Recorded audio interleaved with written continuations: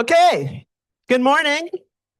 Everyone, please find a seat. We're going to get started with something special. Ali Rosenberg.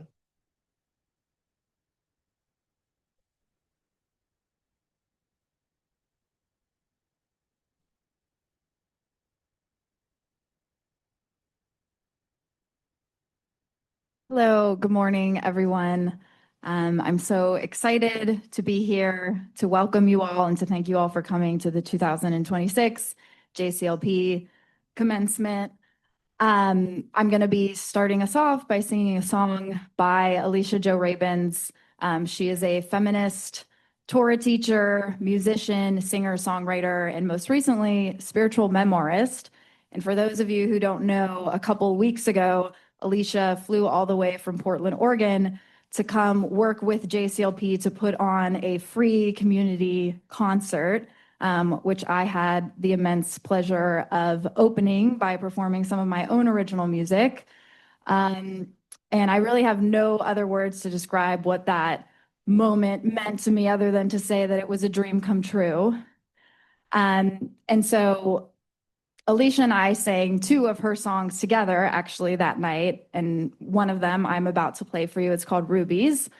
And Rubies is typically sang on Shabbat. It's inspired by the book of Proverbs and is a love song to the mother and women more generally of a family. And I picked this song for this occasion because when I started the JCLP program almost 2 years ago, although I didn't intentionally design it this way, all of my mentors, both musical and academic, have been women, with just a few minor exceptions. And I can't tell you how much I don't take that for granted. There's been something extremely special about being mentored by women who have immensely illustrious careers as academics, as musicians, and they've really helped me carve out and fine tune my own unique voice and believe in it.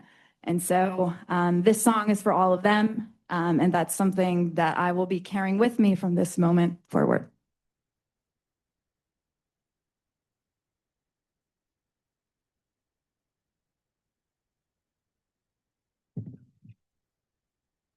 Like a merchant ship, strong and wide, golden oranges deep inside, more than rubies, more than pearls, the one I love, with purple silk and tapestry.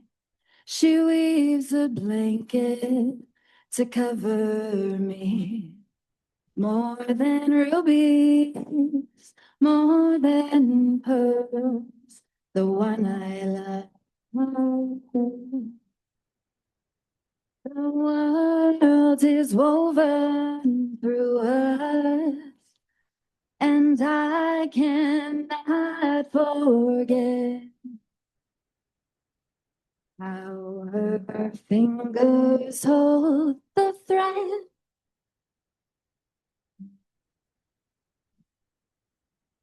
She buys a field, she plants a vine. Come the autumn, she makes her wine. More than rubies, more than pearls, the one I love. Let it rain, let it storm. She keeps her babies safe and warm. More than rubies, more than pearls, the one I love. Grace can lie in beauty's vein. Oh, but she calls me by my name.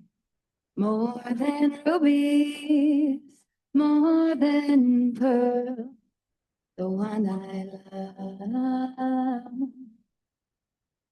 The world is woven through us, I swear I won't forget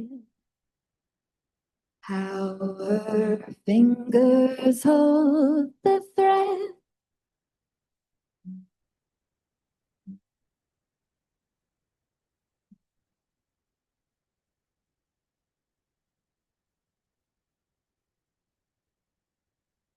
Thank you and welcome.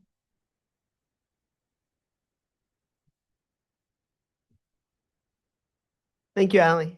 That was amazing. It's such a beautiful way to start this. We'll talk a little later. Allie's been working on her own music, and she shared the sources of one of the songs that she wrote with me, focused on experience of Jewish women, and it was an incredible mix of history and text, and I couldn't believe it. It was so wonderful, and looking forward to everything that you do. Well, thank you all for being here. My name is Carla Goldman. I direct the Jewish Communal Leadership Program here in the School of Social Work at the University of Michigan. And it is so wonderful to see everybody here, family and friends, community members, social work faculty, Judaic Studies faculty. We are so, so lucky to get to do this and so glad that you're all here. And it's just really wonderful to look out at all of you. So I'm just here to welcome you to start. We'll have more to say later about this incredible journey of 2 years that I've gotten to spend together with these 7 graduating students, and you'll hear more from them as well. But right now, we're going to start with greetings from the 2 major entities that shape and sponsor our students and their experience through the school. Dean Beth Angel of the School of Social Work and Professor Deborah Dashmore from the Frankel Center for Judaic Studies. I'm going to introduce Dean Angel. She's the Philip Phelan Collegiate Professor of Social Work, now completing her 4th year leading our school. Most importantly to us, Dean Angel has stood firmly behind our efforts to dig deeper into the critical questions facing diverse communities in pluralistic settings, like a School of Social Work. Out in the world of politics and social media, schools of social work get a pretty bad rap when it comes to being seen as home and welcoming places for Jewish students. In fact, I am often met with shock when I'm out in the world and I talk about the support and engagement that JCLP and I have received from our administrators and by the parts of the school devoted to diversity and wellness. Supporting our students as they work with Fatima, who we're going to hear from soon, and others in attendance today, trying to show that when you learn from others and you change yourself, you change the world. Dean Angel attends our events. She understands our aspirations. I'm glad to welcome her this morning.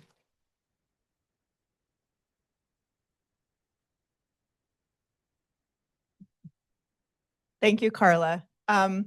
It's so wonderful to be with you all this morning, and I really look forward to this gathering and this celebration every year for a couple of different reasons. So one reason that I really look forward to it is that it occurs on the day after a day that feels like a marathon to many of us. And so for me, I walked to the stadium, did the big house ceremony, left, and walked as fast as I could to get to the Power Center so that we could really kind of usher our students across the stage, and then sort of collapse at the end of the day. So in comparison, this celebration just feels like being at home together in an entirely different way, and I really, really look forward to it. It's the perfect ending to a very busy weekend.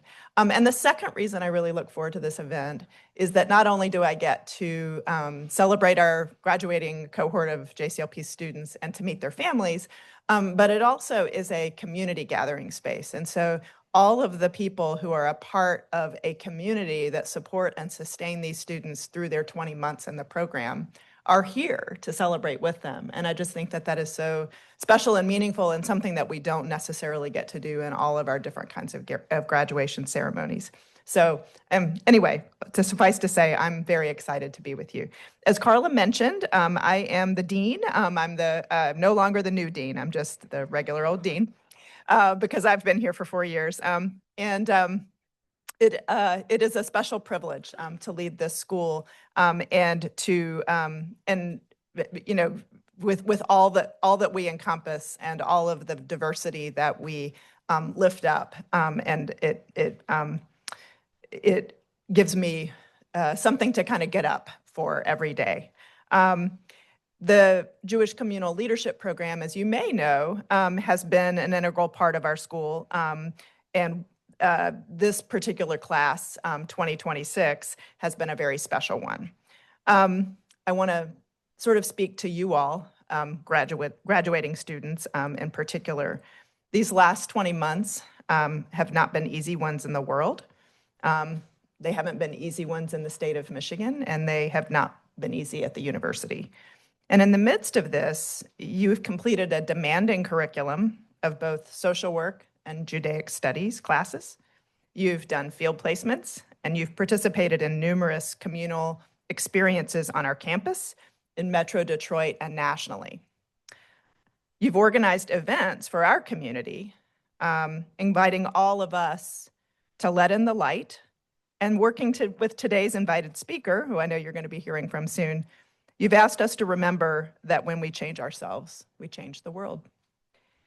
I appreciate the ways that this whole cohort of students has stepped up. You've committed yourselves to building and sustaining community across lines of difference.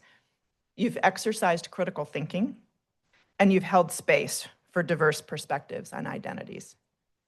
You remind us again of the importance of that value by inviting our colleague, Fatima Salman, to honor all of us with her comments today. I don't need to tell all of you what challenging work this is to do during a polarized time when all of our identities are on the line, right? It's very difficult to do. And the fact that this group of students and now graduates, now social workers, have leaned into it speaks volumes about the potential that you, the graduating class, will bring to all the places that you're going to go in the next chapters of your journey. We really want you to know how much we appreciate the conversations and the perspectives that you've brought to our community over the last 2 years. And we're really proud to support a program that seeks to strengthen both our students and the broader communities of which they're a part. The knowledge and the experience that you've obtained in the program and the connections that you've made with each other, the bonds that you've really created with each other, will prove to be essential as you move toward in the next phase. So we proudly send you out into the world as leaders and future social workers. We know that you'll do incredible work to serve communities in need. And as we say in the School of Social Work graduates, reach out, raise hope, change society, and go blue. Okay, we got it today. I kind of surprised everybody with that one yesterday. Congratulations, students.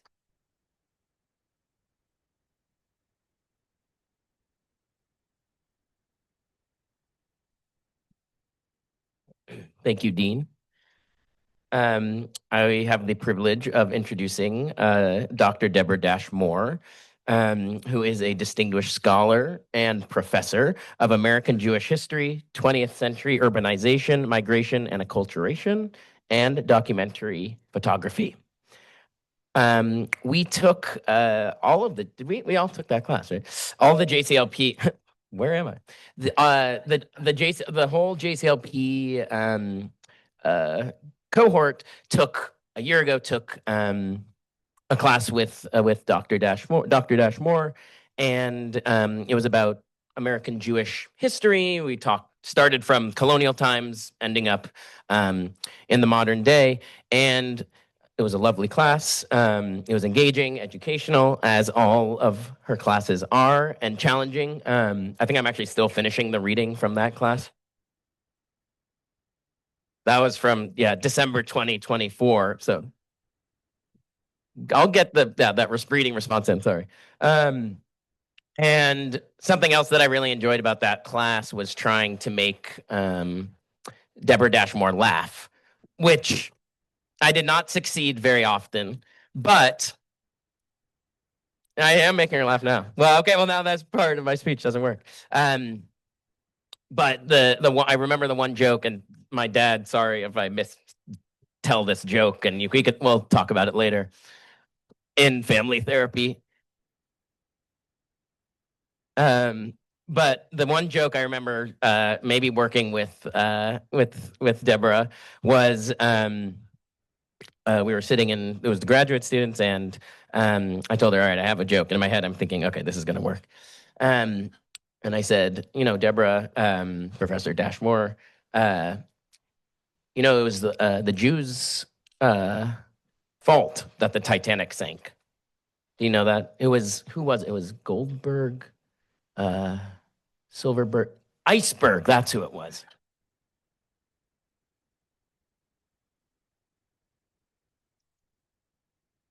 And that worked. Well, it's working now. But Deborah's been a really, really important supporter.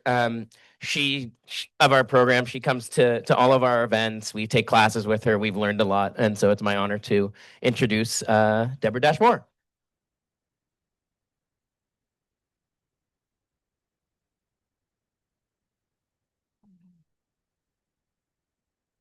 Thank you very much, Sam. That did make me laugh. And as Sam noted, I am a historian of American Jews, and since May, we're in May, is the relatively recently designated American Jewish Heritage Month. Huh? Excuse me. Thank you. The Jewish American Heritage Month. Okay. I thought I'd take a plunge in that direction. Now, heritage, I know, is not the same as history, but there's enough overlap to make it worthwhile. So I want to look at two items with you because I think they indicate both history and heritage and the ways that Jewishness and Americanness are implicated. The first comes from, appropriately for this year, celebrating the 250th anniversary of the Declaration of Independence. It comes from George Washington, right? Albeit written to Newport, Rhode Island, Jews after he assumed the presidency. This is what he writes. Gentlemen, while I received with much satisfaction your address, replete with expressions of esteem, I rejoice in the opportunity of assuring you that I shall always retain grateful remembrance of the cordial welcome I experienced on my visit to Newport from all classes of citizens. The reflection on the days of difficulty and danger which are past is rendered more sweet from a consciousness that they are succeeded by days of uncommon prosperity and security. If we have wisdom to make best use of the advantages with which we are now favored, we cannot fail, under the just administration of a good government, to become a great and happy people. The citizens of the United States of America have right to applaud themselves for having given to mankind examples of an enlarged and liberal policy, a policy worthy of imitation. All possess alike liberty of conscience and immunities of citizenship. It is now no more that toleration is spoken of as if it were the indulgence of one class of people that another enjoyed the exercise of their inherent natural rights. For happily, the government of the United States, which gives to bigotry no sanction, to persecution no assistance, requires only that they who live under its protection should demean themselves as good citizens in giving it on all occasions their effectual support. It would be inconsistent with the frankness of my character not to avow that I am pleased with your favorable opinion of my administration and fervent wishes for my felicity. May the children of the stock of Abraham who dwell in this land continue to merit and enjoy the goodwill of the other inhabitants, while everyone shall sit in safety under his own vine and fig tree, and there shall be none to make him afraid. May the fathers of all mercies scatter light and not darkness upon our paths, and make us all in our several vocations useful here, and in his own due time and way everlastingly happy. Now, George Washington took some of his felicitous language from a letter that Moses Sages of the Newport congregation sent to him on August 17th, 1790, to congratulate him on the assumption of the presidency of the United States of America. Sejus wrote, this is just part of it, "Permit the children of the stock of Abraham to approach you with the most cordial affection and esteem. Deprived as we heretofore have been of the invaluable rights of free citizens, we now, with a deep sense of gratitude to the Almighty Disposer of events, to behold a government erected by the majesty of the people, a government which to bigotry gives no sanction, to persecution no assistance, but generously affording to all liberty of conscience and immunities of citizenship, deeming everyone of whatever nation, tongue, or language equal parts of the great governmental machine." Thus, Washington deftly appropriated elements of a Jewish vision of the United States of America and made it an authoritative American understanding, adding some valuable key phrases of his own. Now, I'd like to take a look at a very different item, a photograph taken by the Danish immigrant photographer Jacob Riis, sometime around 1890. Riis began lugging his huge, awkward cameras and tripods, along with dangerous magnesium flash pans, into New York's darkened tenements in the 1880s. He followed the police on their rounds to uncover the pathologies of the poor and to demonstrate the virtues of the vicious. He wanted to change attitudes toward the other half and to convince skeptical observers of his lantern shows of the fundamental humanity of poverty-stricken immigrants and of their right to decent living conditions. He soon discovered that his photographs proved more effective than his words. But the power of photography to shock and educate also produced images of Jews as impoverished and strange newcomers to the United States, living in foreign and overcrowded sections of the city. In this case, Riis photographs a man on a Friday afternoon getting ready to observe and bless the Sabbath, a day of rest. He titled it "A Jewish Cobbler Preparing for the Sabbath in His Ludlow Street Coal Cellar," although it acquired different titles over the years, some focusing on his poverty, others on his religious observance, occasionally his occupation. Taken indoors in cramped and unpleasant quarters, it portrays elements of Jewish tradition distorted by urban poverty and offers little hope for the redemptive possibilities of ritual practice. Even as he pictures Jewish efforts to reconstitute Jewish life in America, Riis reveals the impossible difficulties confronting immigrants. His moving photo invites the stares, as you're all doing, of New Yorkers who would never dare to enter such a dark and dangerous place. How can a person presume to live in such conditions, let alone to sanctify the Sabbath there? Riis conveys here piety, symbolized by the fresh challah, the plain oilcloth, the salt shaker, and the worn prayer book, but also misery amid such squalid surroundings. This is no place to live. Above the man's head can be seen a hat, and beside that, a jacket hangs on the hook. Off to the right, a man holds a shovel, a reminder that we are in a coal cellar. On the left, an advertising sign in Yiddish leans against the shelves, announcing his craft of repairing shoes. The immigrant Jew is bearded, his pants threadbare at the knees. He looks straight at the camera, accommodating the photographer's intrusiveness. Perhaps ironically, Riis first published the photograph as part of a series, Where Santa Will Not Go, in the journal Christmas edition, December 22, 1895, on page 6. It bore the legend especially for the journal.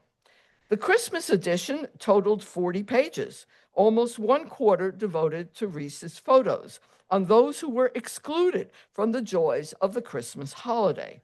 All the people Riis photographed, except the Jewish cobbler, were denied a visit from Santa because of their immoral behavior. But Jews thought differently of Riis's photograph. Although not reproduced in the contemporary Reform Siddur, it appears in a note below the line from Rabbi Lawrence Hoffman, and I quote, "A famous Jacob Riis photograph of the Jewish Lower East Side displays a bearded immigrant dressed in his only suit, sitting with challah and wine at his Shabbat table, regally enjoying his respite from the backbreaking labor that filled his weekdays. He sits alone. His table virtually fills his tiny one-room home, which is a coal cellar. But even there, he insists on fulfilling the mitzvah of Oneg Shabbat, declaring Shabbat a delight. Yismachu is a prayer affirming that declaration. It appears in the Musaf, or additional service, which Reform Jews traditionally omit because of its association with the ancient sacrificial cult. We place it here, however, to regain the reminder of Sabbath joy." End of quote. Appropriating Riis's photograph of the Ludlow Street Hebrew to remind comfortably housed and clothed Reformed Jews of Sabbath joy suggests the power of American Jewish creative vernacular religious expression, revealing the transformation of history into heritage. Thank you.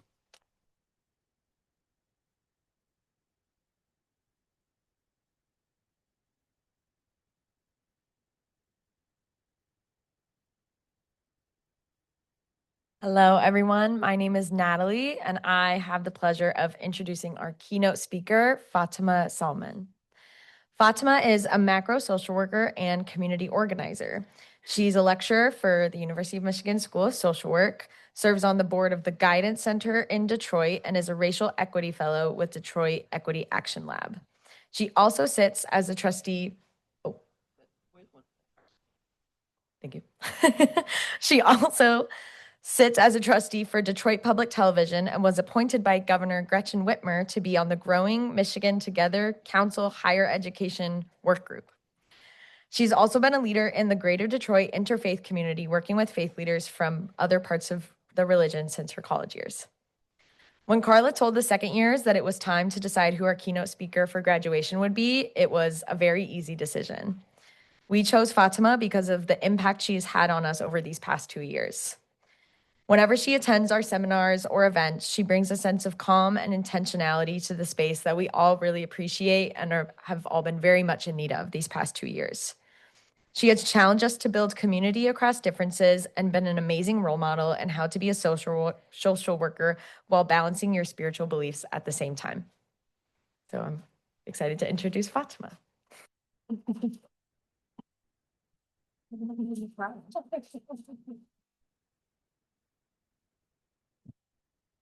Thank you. I read that introduction before, but I almost started crying when I heard it this time. So thank you. Good morning. I think I just messed that up.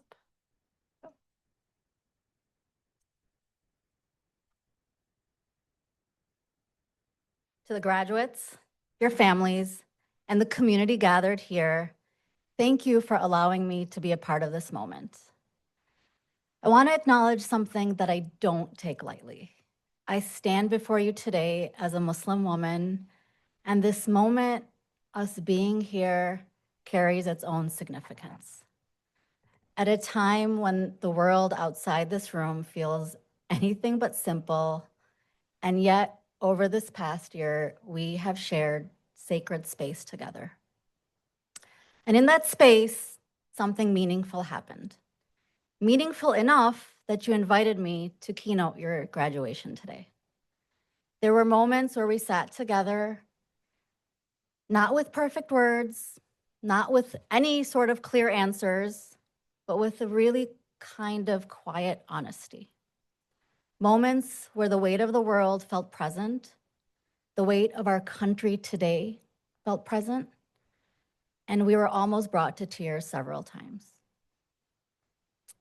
Not because we resolved anything, but because we recognized something deeper.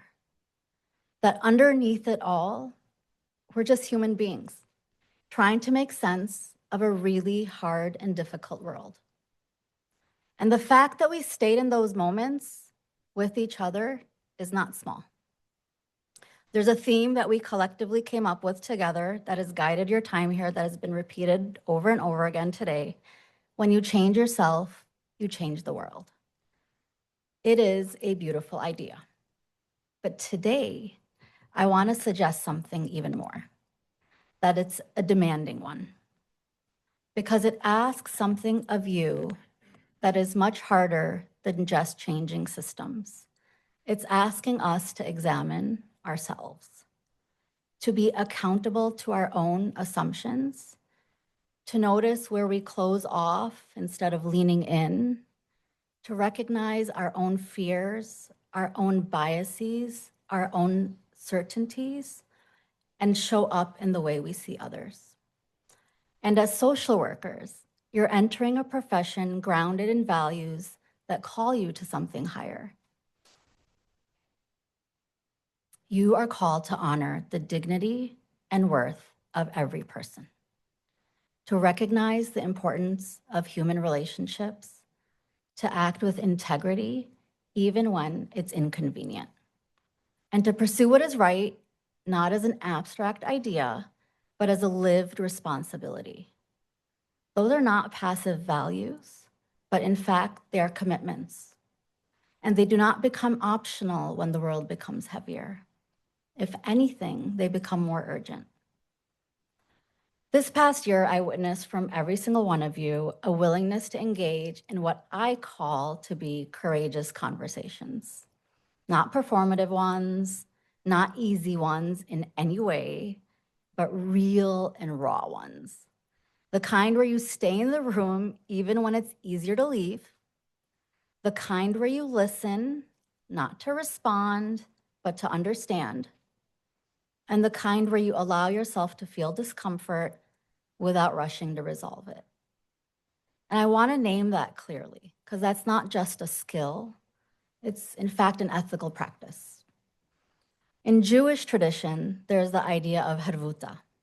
And if I said it wrong, please correct me.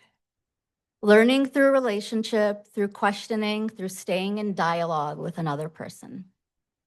In the Islamic tradition, we have the idea of mu'arafa, building relationships across differences and seeing this diversity not as an obstacle, but rather as a divine gift.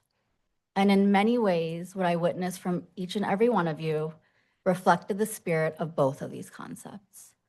Because in a world that is increasingly polarized, the ability to remain in a relationship across differences is not just admirable, it's essential.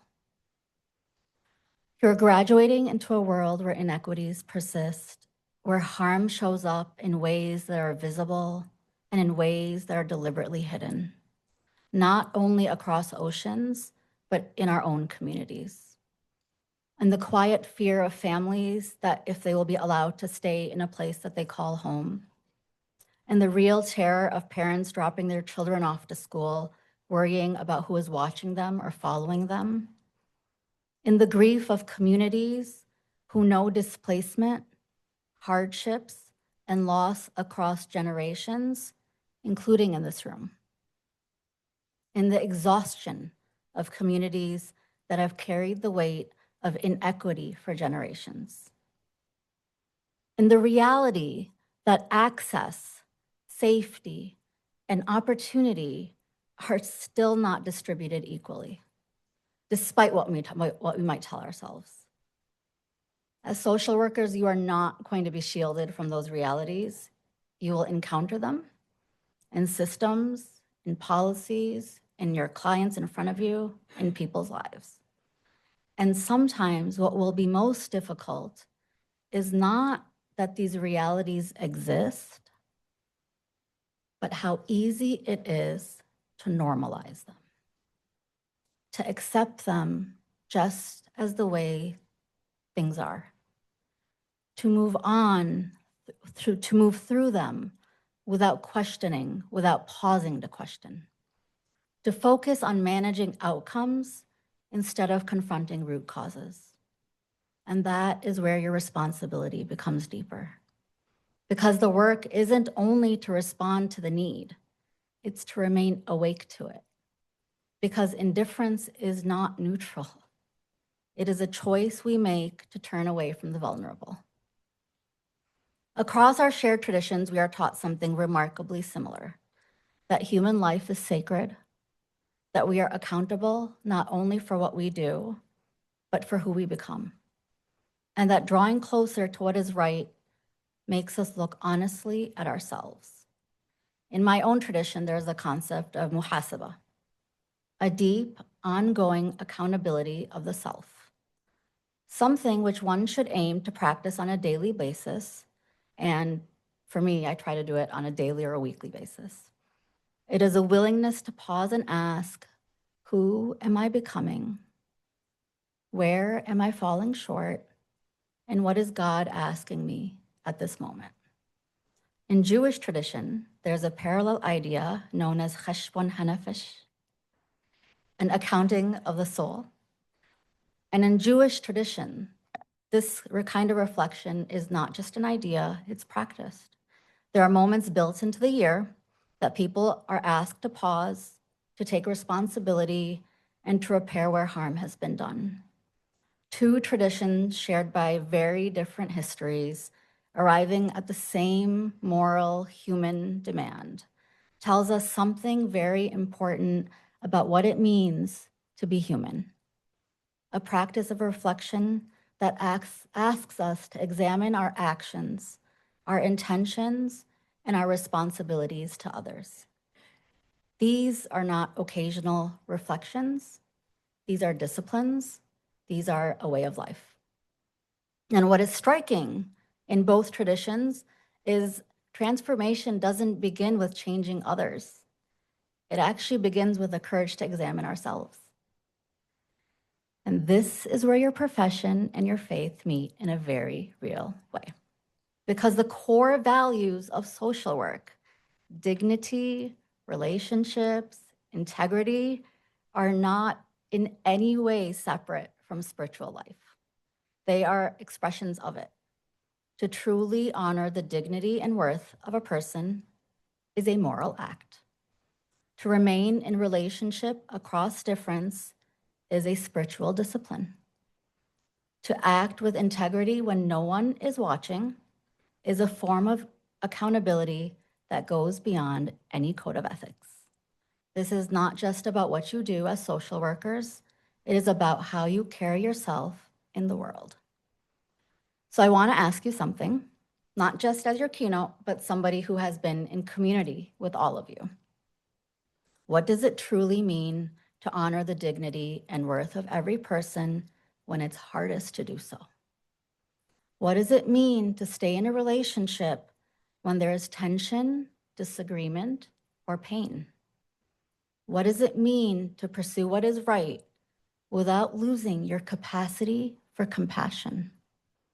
And perhaps more importantly, what do we do? Who do we become when we are confronted with inequity, harm, and injustice anywhere?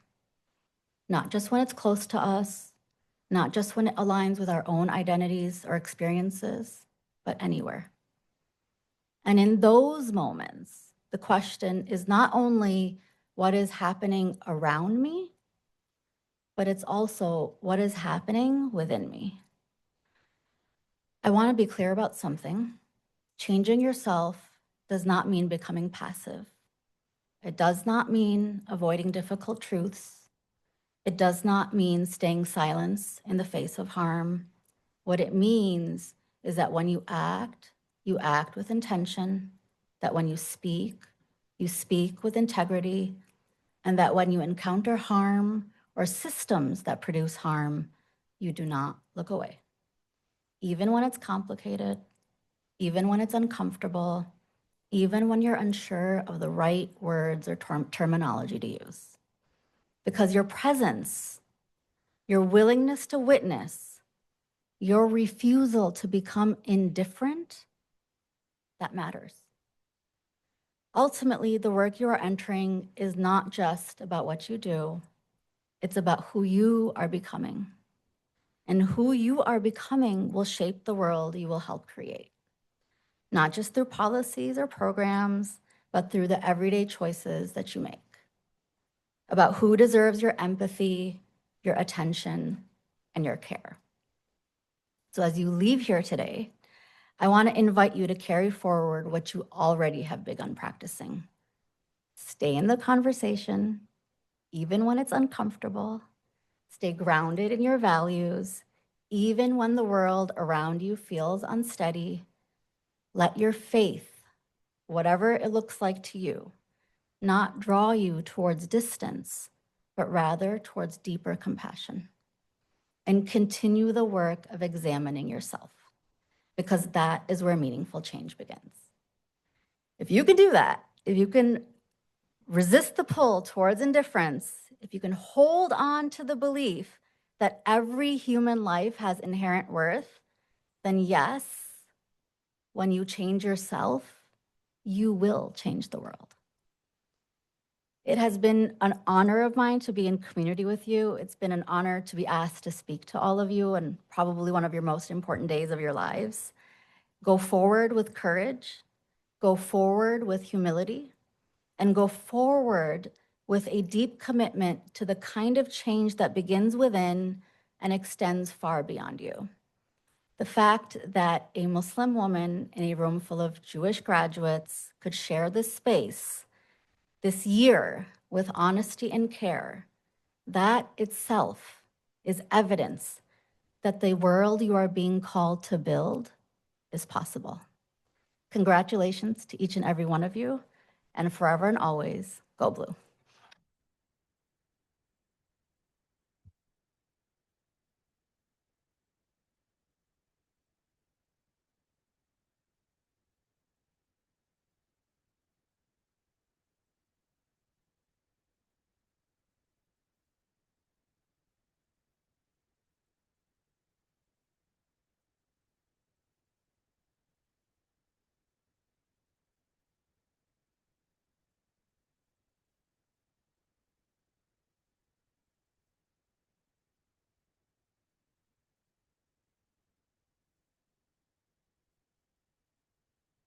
I'm trying to find who I'm speaking to.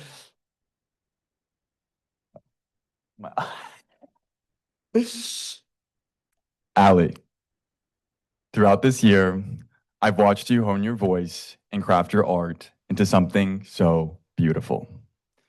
From your first open mic to performing at your event with Alicia, your growth is clear and tremendous. I have no doubt that you will follow your arrow, because wherever you point it, it will spread music, and music is joy, music is laughter, music is healing. Your hands were made to heal, to hold steady to these values we learn. I've watched you evolve, both as a musician and a human being. You relocated to an entirely foreign place, and despite Michigan being freezing, you have warmed so many hearts with your gifts in music. Your voice is strong and determined, just as you are. Taking the jump into this next step is incredibly nerve-wracking. We no longer have a safety belt. We are now rearing ourselves, and it's this determination in you and the strength of your arrow that are going to carry you. Continue to sing into your microphone. Continue sharing your voice and your words, because someone out there resonates with you. We speak for those who can't. We speak for those who aren't heard. All I ask is that you continue holding steady to your guitar, to your values, and that you speak your truth in all that you do. Follow that arrow wherever it leads you, Allie. Have faith in yourself and your decision-making skills. Trust yourself and lean into the relationships in your life. We build the family that surrounds us every day. So I encourage you to build a family that lifts you up and passes you the microphone whenever you're ready to sing. Shine on, my friend.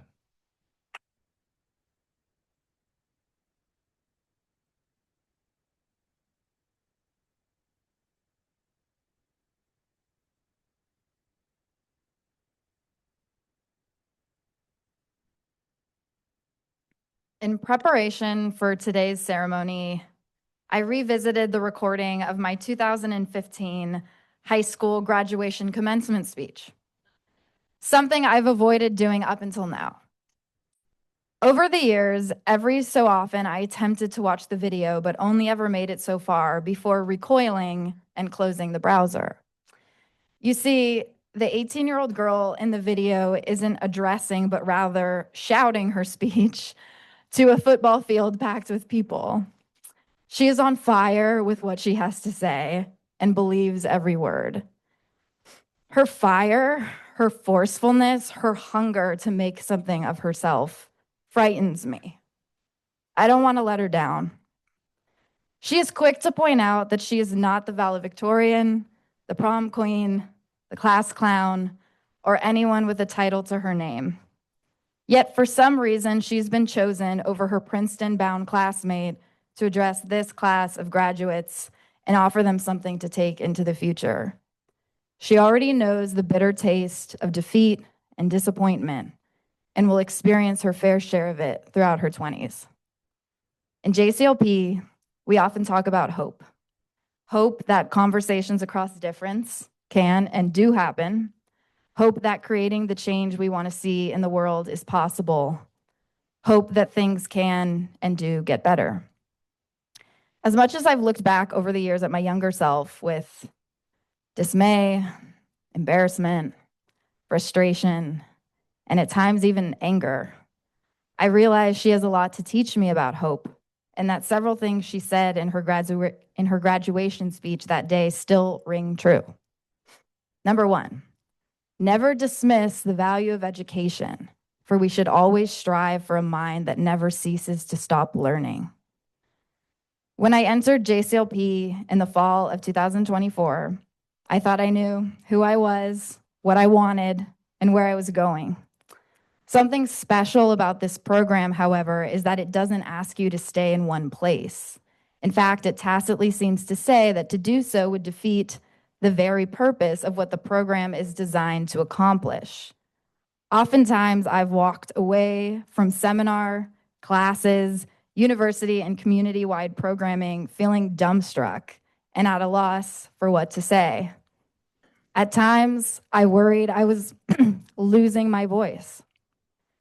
In fact, what was happening was that my preconceived notions about myself and the world were being pulled apart, and I had to sometimes stop myself from spinning out, wondering if anything I believed was in fact true. Real learning isn't comfortable. The best academic environment and the best professors, all of which the University of Michigan is and has, isn't interested in having you parrot back what everyone else thinks. It's interested in what you think. The JCLP is no exception. My time at this school has stretched my mind to its outermost limit and allowed me to emerge with a clearly defined and unique voice. For that, I'm grateful. Number two, I dream of a world where the presence of opportunity breeds hope, desire, and fearlessness. Time has a funny way of making us older, wiser, and often more afraid. Where we once threw ourselves around the swing set with buoyancy and joy, we now sit stiffly in a classroom, looking over our shoulder to see what the people around us are doing so we can follow suit. At the University of Michigan, I have experienced my fair share of fear. For whenever anyone attempts something new, fear is bound to rear its head. Oftentimes in scenarios like this, our fight or flight impulse kicks in, and we have to decide whether to throw up our hands or dig in deeper. JCLP is a unique environment that asks its students to dig into the unfamiliar, to ask the hard questions, all while being supported and loved for trying, regardless of the outcome. Perhaps most importantly, JCLP doesn't ask its students to check parts of themselves at the door. I came in uncertain about my Jewish identity. It was the most non-traditional and unaffiliated in relation to the other students. And yet, I was made to feel like an equal contributor to the seminar space, and that my voice and opinion carried equal weight. Additionally, the JCLP expressed genuine interest in my musical talents and supported them and encouraged ways for me to incorporate them into classroom assignments and community programming like the one we did with Alicia Jo Rabins. That gives me power and confidence that moving forward, I don't have to pick one path or the other. I can do both. This is the part of my speech where I have to wing it because I didn't write an ending. But all of this is just to say that I'm truly immensely grateful to this program and all of the students that I've been able to learn alongside. Like, truly, my fellow classmates just give me so much inspiration, like their creativity, their just interest in life, in Jewish community, in how to like not just accept things the way that they are, but how to actually make a concrete difference is incredible. And it's lifted me up, and it's something I will cherish and remember always.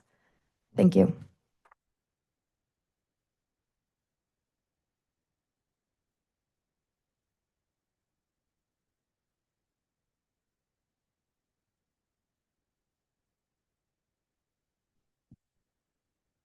Hello, my name is Morgan, and I just finished my first year in the JCLP. I have the pleasure of introducing Natalie Fenwick. On my first day of JCLP orientation, I was paired with Natalie to talk about my field placement, as we shared a field location. I was nervous to be starting at the Safe House Center, but Natalie quickly put my mind at ease. Just from that conversation, I was inspired by Natalie's commitment to her work and attention to topics which are too often under-discussed. She was also truly, genuinely curious about my social work interests in a way which built my confidence. From the very beginning, nothing ever felt off the table to talk about with her. Natalie shows me the kind of person I want to be, the kind of person we should all strive to be. She is deeply caring, she is one of the best listeners I know, and she radiates enthusiasm when she talks about her passions. Outside of the classroom, I feel deeply lucky to call Natalie one of my best friends. Natalie, I can't wait to see what incredible things your life holds next, and I'm endlessly grateful to be along for the ride. Congratulations and mazel tov.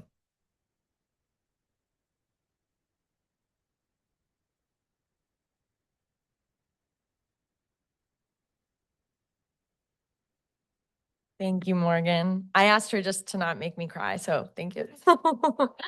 Thank you so much, everyone, for being here.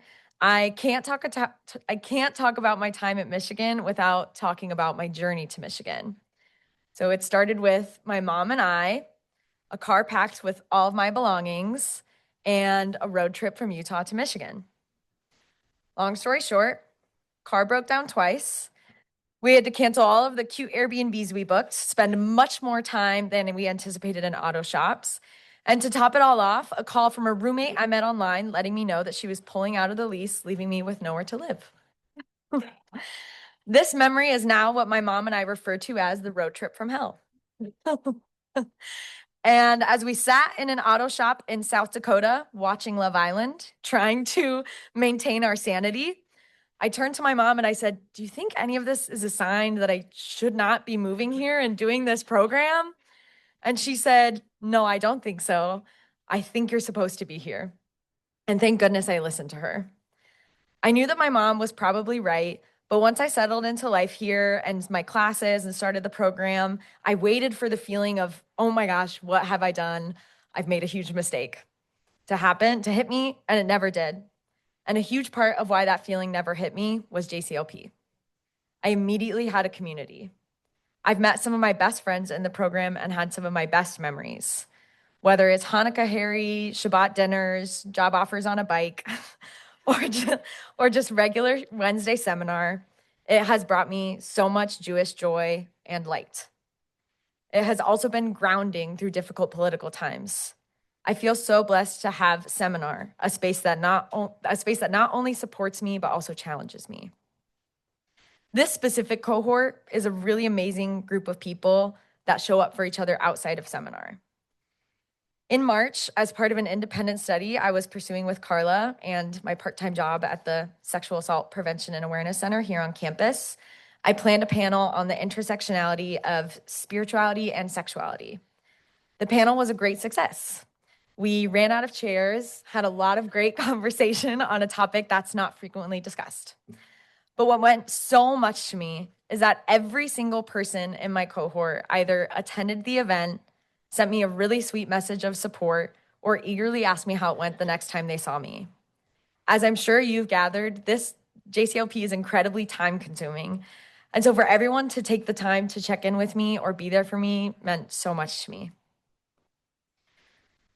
Before I thank everyone who supported me through this program, I'd like to take a moment to talk about someone who is not able to be here. Yesterday marks 5 months since the passing of my great-grandmother, Estelle Weisberg, or Bubby, as I called her. She lived to be 101 years old. Getting to even know my great-grandmother was such a blessing that I feel grateful for every day. She came to Utah for my high school graduation, and I talked to her on the phone the day I graduated undergrad, and I could not believe I was able to share those milestones with her. And even though I don't get to talk to her today, I know that she's with me today, and I know that she'd be really proud. There are many people that I could not have made it through this program without. To my fellow graduating cohort, thank you all for an amazing 2 years. I appreciate how close we've grown together and everything we've accomplished together. I wouldn't have wanted to go through it with anyone else. To the first years, you all came into the program best friends. Thank you for bringing more community and laughter, and I'm so excited to see you all shine in your second year. To JCLP's #1 biggest fan and our and groupie, my partner Bailey, who also graduated with her MSW yesterday. Your excitement to engage with anything and everything JCLP means so much to me and makes JCLP feel really cool. I'm so excited for our next journey together. Megan and Christina, thank you for all the work you do behind the scenes. JCLP could not operate without you and all the support you provide to us. Carla, thank you for challenging us and helping us grow, and for always standing up for us, whether it's in Facebook groups or at luncheons in Baltimore. It's clear to us how much you care.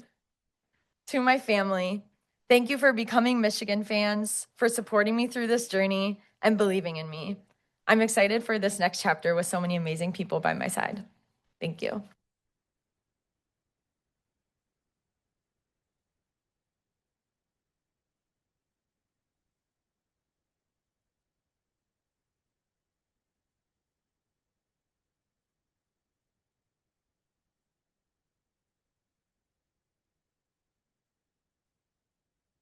Hi everyone, my name's Hava and I'm a first-year student in the JCLP program, and I'm incredibly honored that I get to introduce Jordan today. This year, our cohort traveled to Baltimore together for our JCLP trip, which was meaningful in many ways, but one of the things I am most grateful for is that it gave me the chance to really grow closer with the second years, and especially Jordan. From the moment I really started getting to know her, I felt this sense of ease with her, the kind where you realize pretty quickly that this is someone you want in your life. Jordan truly brings such genuine kindness and compassion to everyone around her. It is so clear how deeply she cares about the people in her life, her friends and her family, and that care carries into everything she does. I know her clients are going to be so incredibly lucky to have her. Big transitions can be scary, especially moving to a brand new place, and yes, the subway can be daunting. But if there is anyone I am certain of who can not only handle it, but is really going to thrive, it's Jordan. I don't know what I'm going to do next year without our walks, grabbing coffees, or a night out laughing, but I know this isn't goodbye. It's just a longer distance between visits. Mazal tov.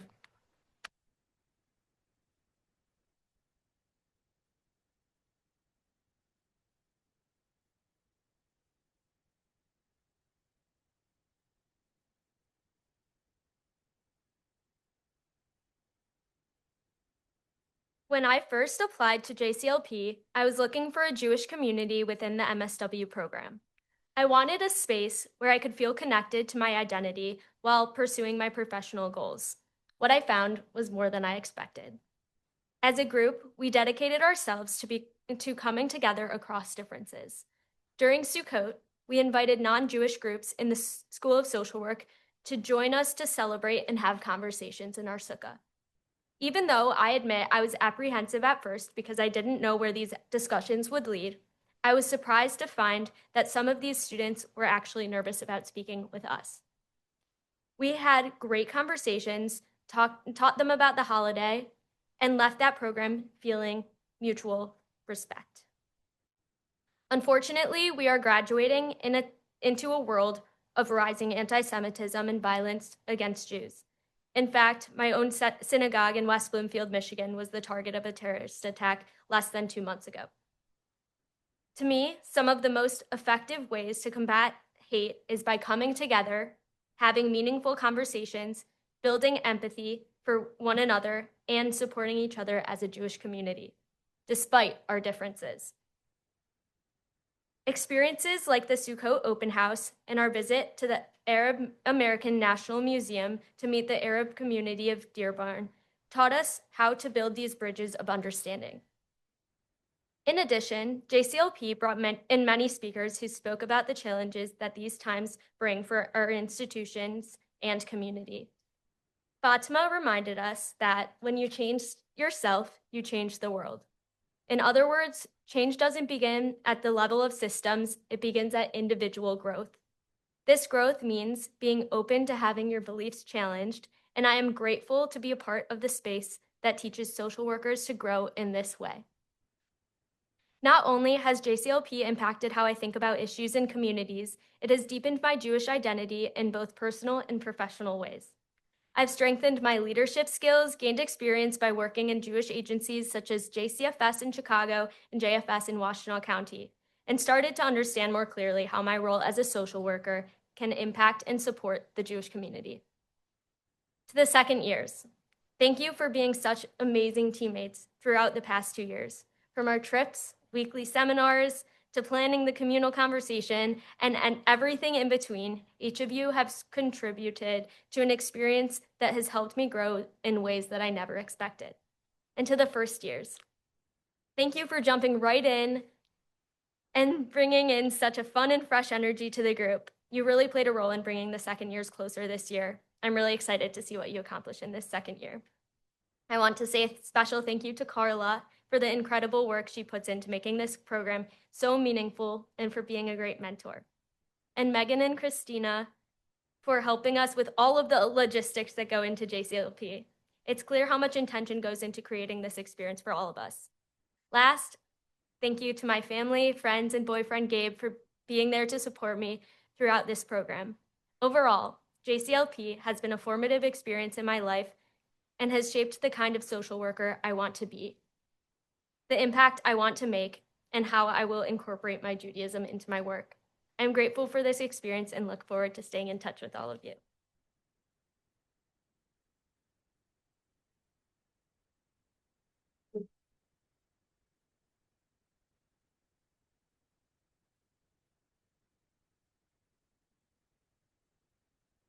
Hi, everyone, I'm back. How lucky am I that I get to introduce two people?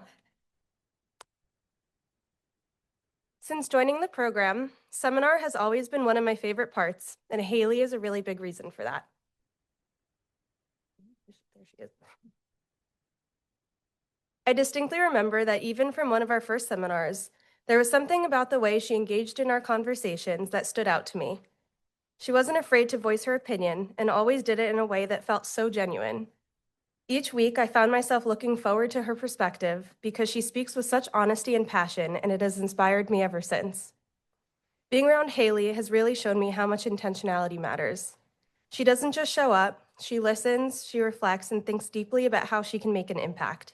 She brings a perspective that pushes you to think a little deeper, and I know I've learned so much just from being in the same room as her. The work she is doing this summer also feels like such a natural extension of who she is.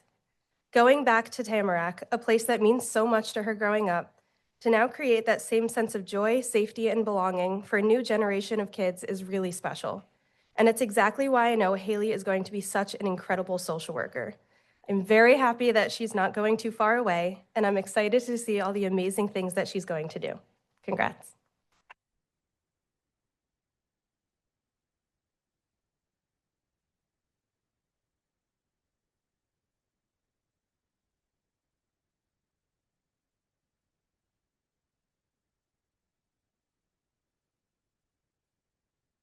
Thank you, Hava.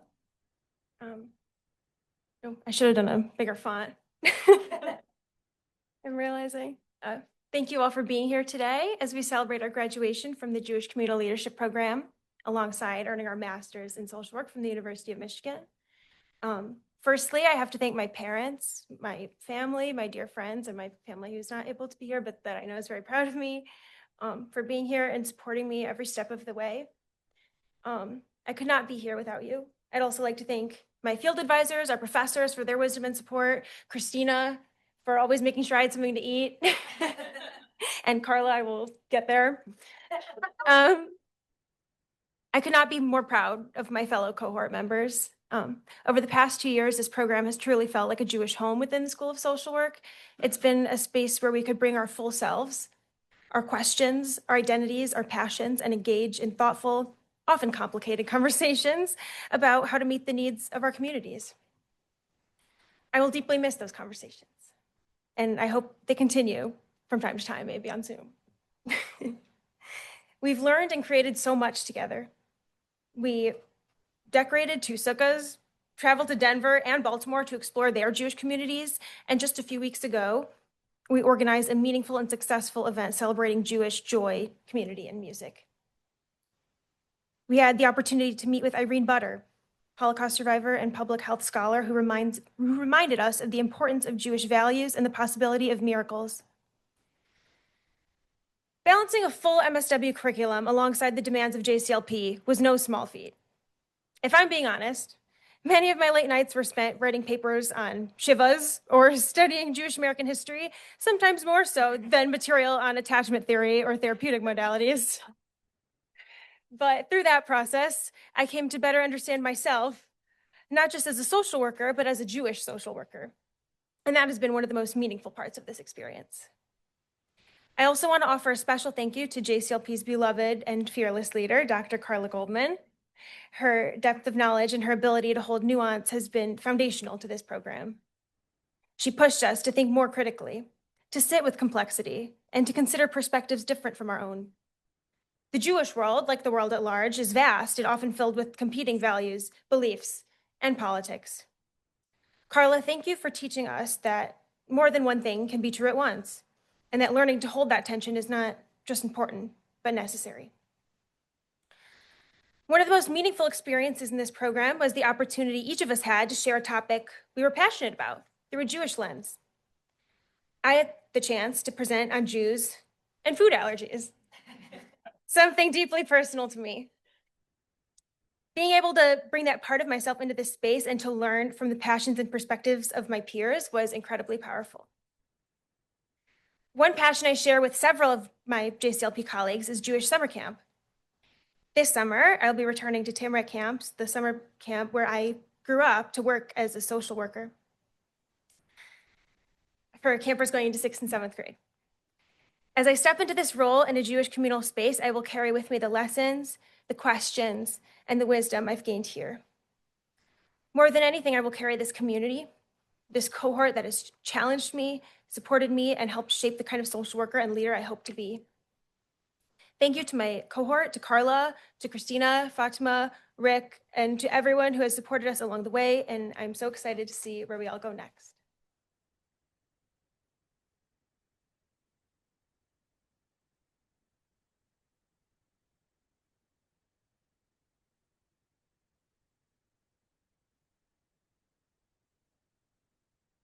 Hi, everyone.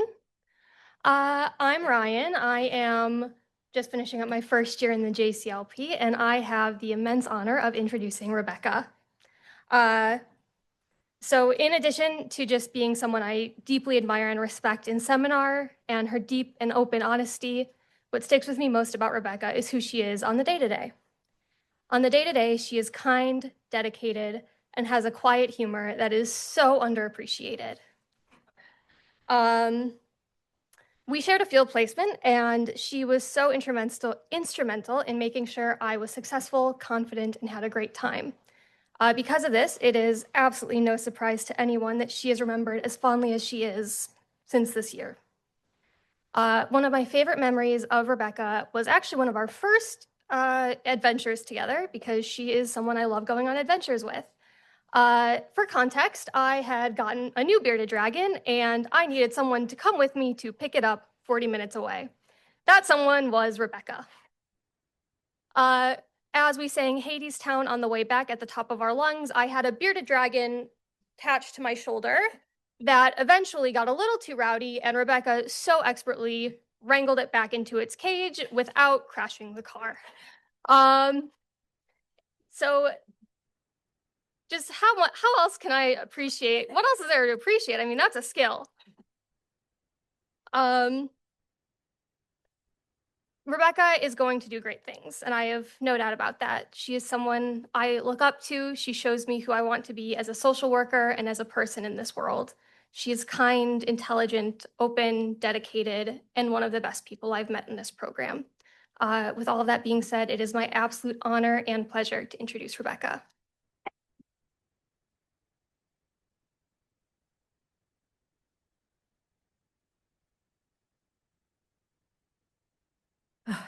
Thank you, Ryan, for your kind words. I really appreciate that. Thank you all so much for being here. I'm so grateful to have so many people who have supported me along this journey in the room and watching online today. If you told me when I graduated college 4 years ago that this is where I would be today, I would have been surprised. Even when I was first starting this program, I doubted constantly whether this was the right choice for me. Anyone here who knows me knows that I'm not always the most adept at handling social situations. So the concept of social work felt far outside of what I thought I could do. What I did know, however, was that my Jewish identity sits at the crux of everything I am and always has ever since my parents started taking me to Shabbat services on a near weekly basis when I was little.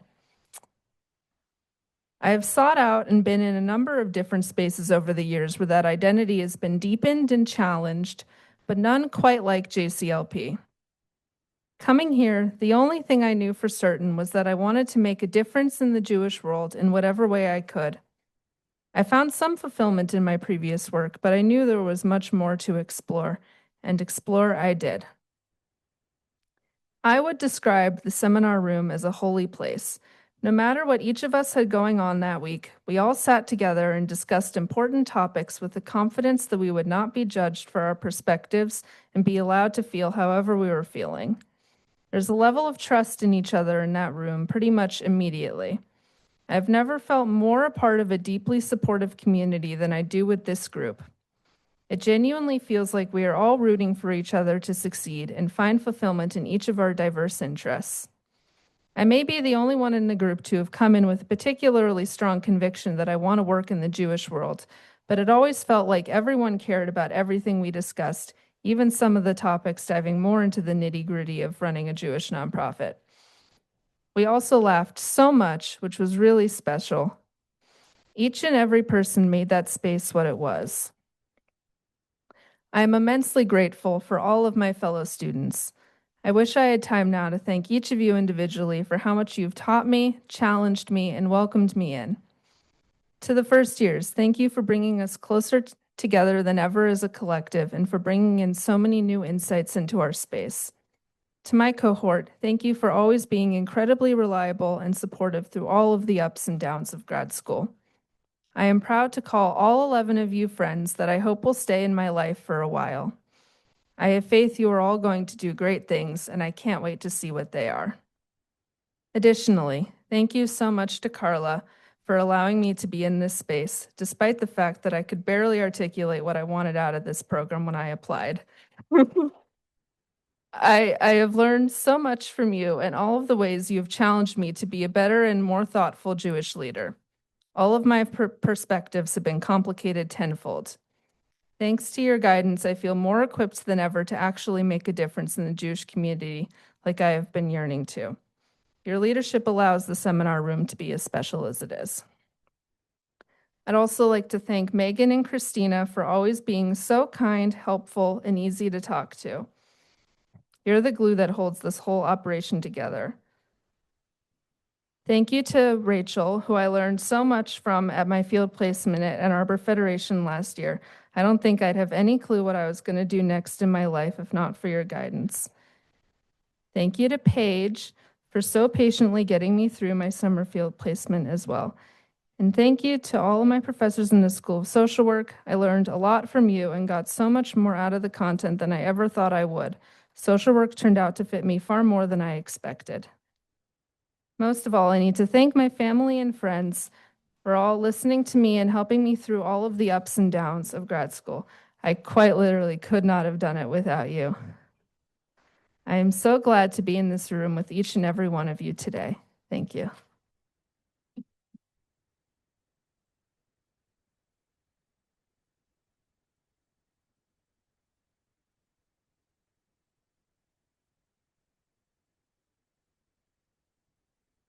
Hi again.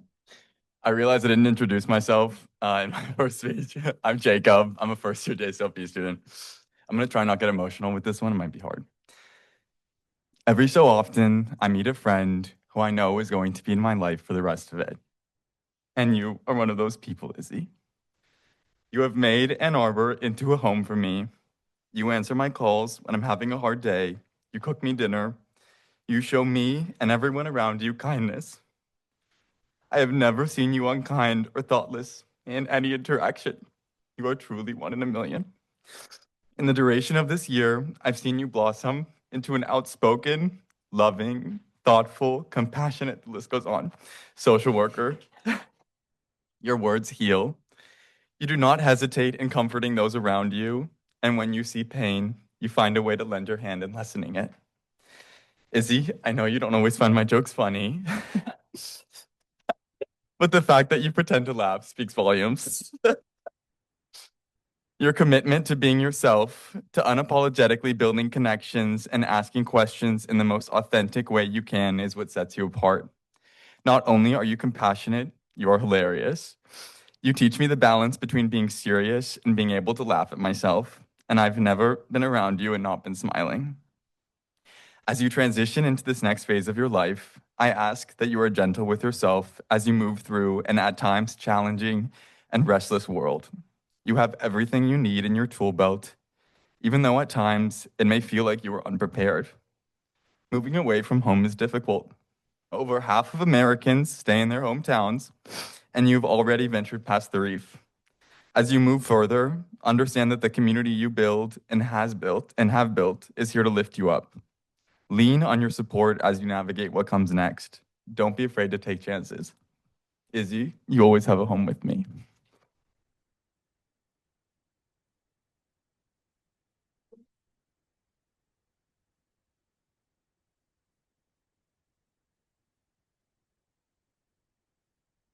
That was beautiful, Jacob. Thank you so much. I couldn't have asked for a better speech. I am beyond grateful for JCLP and the path that has led me to this moment. Being a part of the program has meant more to me than I can fully express because my journey to Jewish communal life has been shaped by both loss and hope. I grew up in a small Jewish community where only 0.1% of the population was Jewish. During elementary school, I witnessed the closing of my Reform synagogue and the merging of the Reform and Conservative synagogue in my area. The JCC, which played a vital role in my Jewish upbringing, also shut down in 2010 because of the declining Jewish population in Canton. Those closures had a profound impact on me. I deeply felt the loss of those spaces that had nurtured my Jewish identity and sense of belonging at such a young age. Throughout my childhood, I felt that absence deeply. I attended a public school where I was only the one out of the 4 Jewish kids in the class, and one of them was my sister over there. I knew I wanted something different for myself, so when it was time for college, I looked for a university with a vibrant Jewish community, which was Michigan State University. I learned how meaningful it was to contribute to Jewish life on campus. That experience inspired me to keep growing in both leadership and service. So when I learned about JCLP through the School of Social Work, I immediately knew I wanted to be a part of that. I was eager to be a part of a Jewish community within the school to continue building my leadership skills and explore the connection between Jewish values and social work practice. I was also especially excited by the opportunity to take Jewish courses, which came to no surprise to my family because I was one of the few kids actually excited to go to Sunday school. Throughout my 2 years at JCLP, I have been challenged to think more deeply, to view issues from different perspectives, and to reflect intentionally on my own beliefs and values. JCLP has given me a space to openly share my thoughts on current events, both related and unrelated to Jewish issues, while knowing I'd be met with thoughtful engagement and respect. I am deeply grateful for my cohort, as each of us comes from different walks of life and has a unique connection to Judaism. I am also grateful for the 2025 cohort and the first years currently, whose passion and commitment strengthens this community. Every person I've encountered through JCLP has made me a better version of myself and has offered me support when I needed it the most. JCLP would not be possible without Carla. Carla, thank you for giving me the opportunity to be part of JCLP and for always challenging me to think deeper. I will admit, it took me some time to get used to your counter-argumentative approach, but now I appreciate it so much and how it's expanded my perspective. You care for your students, and it's so evident that you do, and it has been a privilege to learn from you. Megan and Christina, thank you for all you've done for the program and for being there for me when I needed support. The care and support you demonstrate for JCLP is so admirable, and you help enhance the JCLP experience. Now, I would like to take some time to thank my father, though he's no longer with us. He always restored my confidence when I was down and believed in me to achieve my goals. I know he would be incredibly proud to see me earning my master's degree from the University of Michigan, even though it was not Ohio State, along with a certificate in JCLP. I want to also thank my aunt, uncle, and cousin, my West Bloomfield extended family. Thank you for being there for me and encouraging me to continue my education. And finally, to my mother and sister, thank you for being my rock and my biggest supporters. I would not be here without your unwavering support and unconditional love. You have always encouraged me to pursue my goals and reminded me of the importance of a loving, secure family. The past 2 years have flown by, but the memories, lessons, and relationships I've gained through this program will stay with me. Thank you, everyone.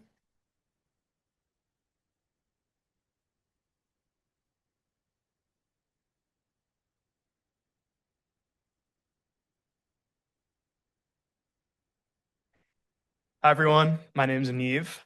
I have the distinct pleasure to welcome Sam. As you might know, if you've been to some JCLP events, everyone in the program, and especially those in it, everyone in the program has their own spiel that they give when they introduce themselves, stating their background and their goals. Sam has always stated that his aspiration is wanting to get young men into therapy. And honestly, there's no better person to do that than Sam. He effortlessly lights up any room with his humor, making people feel comfortable just by being himself. And it's not just the laughs. Sam shows real attention and care to every single person he meets. No matter what your age, no matter what background you come from, and no matter if he gets anything in return, other than maybe the admirations of Jewish moms everywhere. Although he does this purely out of the goodness of his heart. Beyond that, Sam makes people heard. He makes sure that every voice is valued and validated. If I had $1 for every time that I heard him say not to yuck someone's yum, I would be living in a villa in the south of France by now. But that's a mindset that I've taken into my own life and have really tried to apply because of him. You have been a huge inspiration to me personally and professionally as my big brother and inspiration in the JCLP.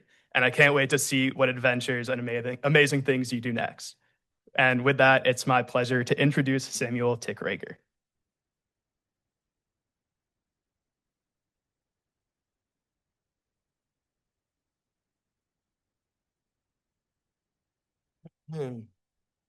Thank you, Neve. And I promise that I will send the money to you for that, for all those words. I know it didn't go through last time, but I got it. It's an honor to be here at the University of Michigan Law School Oh, whoops, wrong. Wrong speech. It is an honor to speak here at the University of Michigan School of Social Work, JCLP graduation.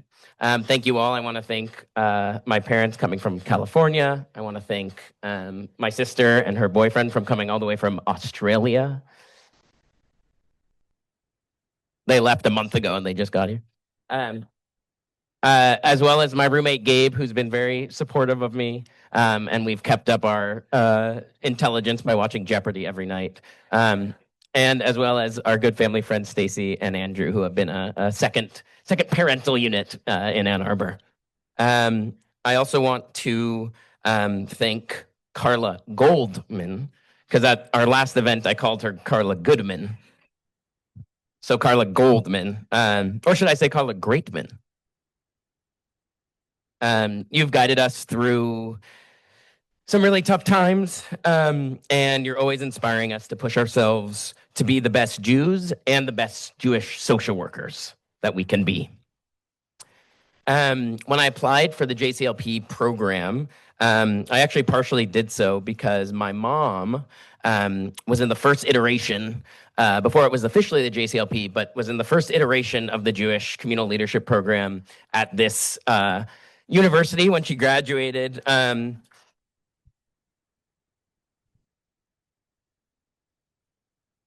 So yeah, she was here and she graduated in 1987, sorry, wrong, whoops. I actually wanted to invite you up because we've created the first annual Catherine Tick Lifetime Achievement Award. So come on up.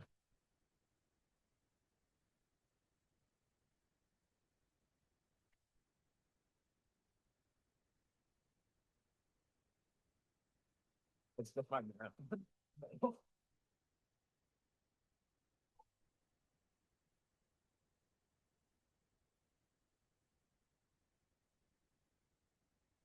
JCLP has taught me many things, but most importantly, and perhaps most surprisingly, it has helped me redefine and rediscover my Jewish identity, which I was not expecting to find here, or let alone social work school. I cannot wait to try my best to make JCLP, especially Carla, proud by always remembering that I am not only a social worker who cares about the world around me, but I am a Jewish social worker who implements the values of my culture, ancestry, and religion when caring for the world around me. I would be remiss if I did not throw in a Abraham Joshua Heschel quote to honor a mentor of mine, Professor Elliot Ginsberg, who's here. I took a Abraham Joshua Heschel class with him. And this is actually a quote that my mom printed out for me and put it in my room so I can look at it every day. But Heschel wrote, and I think this really ties into what you spoke about too, Fatima, about sacredness. Time is perpetual presence, perpetual novelty. Every moment is a new arrival, a new bestowal. Just to be is a blessing. Just to live is holy. The moment is the marvel. So this is a moment to marvel. Thank you so much.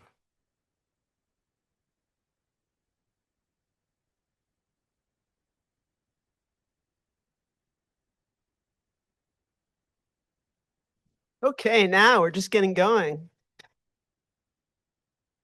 So after all that, I'm even more truly honored to welcome all of you here, offer a few reflections and present the certificates to our graduates.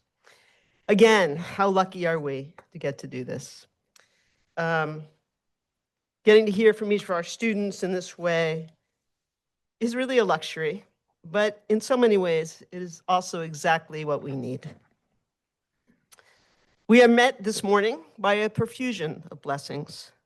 Words from our students, from Dean Angel, Professor Dash Moore, and the gift and courage and teaching of my colleague Fatima.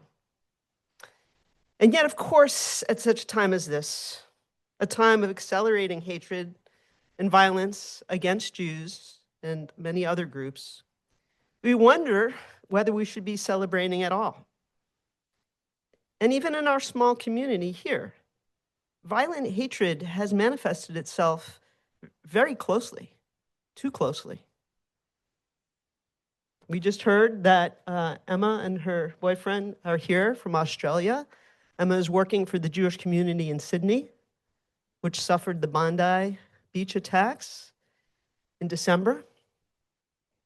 Rebecca, before coming to the University of Michigan, worked at the Institute for Southern Jewish Life, whose offices are in the synagogue that was firebombed in Jackson, Mississippi. All of us were touched by what happened not far from here at Temple Israel in West Bloomfield, where Jordan's family belongs, as well as many of our graduates, in which we visit when we go and visit Metro Detroit. So these are not just things that are sort of long ago or far away. But for all that, what I really wanted to talk to you about today was miracles. As was mentioned, just about a month ago, we had the extraordinary opportunity to spend our 3-hour seminar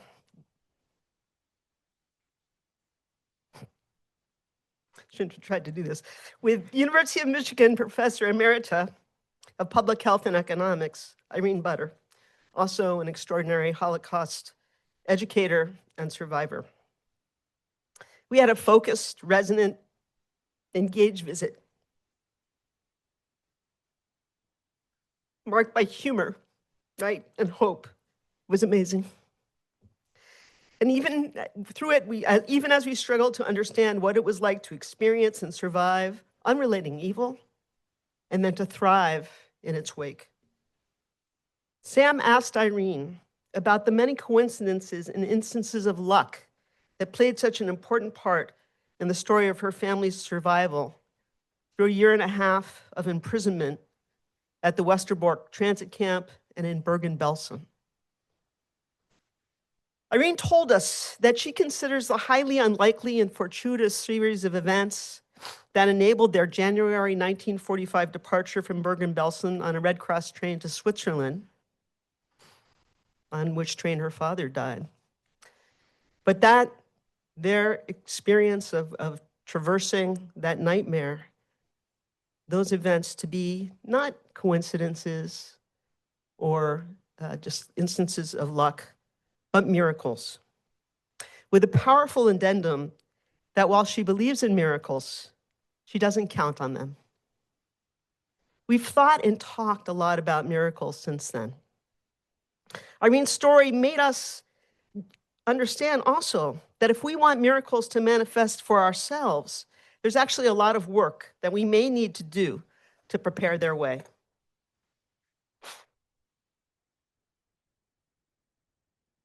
For all its challenges, we live in a world of miracles. The fears that some of you are carrying and may have carried even into this space at a time of such terrible hatred surrounding us, those fears are very real. Hatred, the hatred in our world, is very real. The challenges faced by our Jewish communities and broader communities are very real. And yet, we have come to know the small miracles that emerge when we show up for each other. This year, when our Ann Arbor and Metro Detroit-based alumni joined us for our annual alumni seminar, it occurred 1 week after the frightening attack on Temple Israel. Maybe it wasn't a miracle, but it was certainly a blessing that we were able to come together at a moment when we all needed that space to be present with each other, to share our struggles, to talk about hope, and find consolation in the community we want to build together. Morgan, one of our first-year students, described her feelings at that moment as strong and scared. Her choice of words have stayed with me. Scared, of course. Why wouldn't we be scared? What choice do we have but to carry fear in the face of today's challenging realities? But also strong, because what other choice do we have than to draw upon our strength together and to recognize our power to make a difference? It would be a Hilul Hashem, a transgression in the face of so many blessings, to not look up and notice the blessings and the miracles that are all around us and that we have experienced together. Whether we found them in the lessons of community offered by Bob Aronson, in cultivating the courage and skill to have the hardest conversations with Michelle Freed, in the example of the 5 feminist pioneers who created women's liberation at the University of Michigan and then who came here, shared their story, and took the time to learn from your activism. In the brave conviction of Rina Naor, and her belief that she could make a difference, and going out in Israel to do the hard work that helped create the Gaza Children's Village, and the way that our leaders in Baltimore talked about navigating the pull of tradition and change, and the magic that happened when Fatima came into our space and dared to, with us, to walk together through our fears. In the wisdom and the grace, wisdom, and gratitude shared by Irene Butter, or in the magic of your own generosity and love for each other. We have found our miracles. We may be scared, but we are also strong. May we all hold on to that strength, even while recognizing our own fears and those of others. And may we do the work so that we will be ready for whatever miracles may come our way. So another blessing of this year has been the work, as you've heard, of program manager Christina Reamer, backed up in a previous iteration of last year by Megan Bernard, who's also here. Really what it takes to pull together so many pieces of our experience, from organizing, getting ready for paper chains for the sukkah in the courtyard, to the massive logistics of our trip to Baltimore, to this morning's latkes, garbage disposal, and Zoom stream. Thank you, Christina. She's going to help me with presenting the JCLP certificates to our students.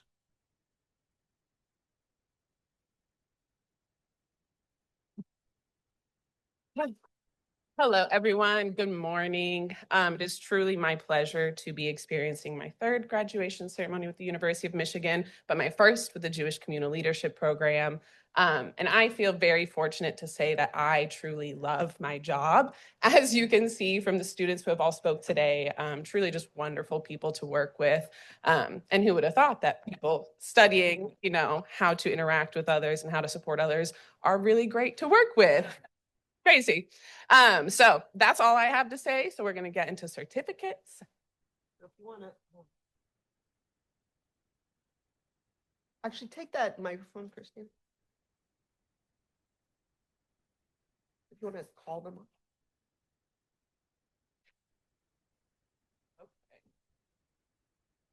All right, we are going to start with Sam Tickraker.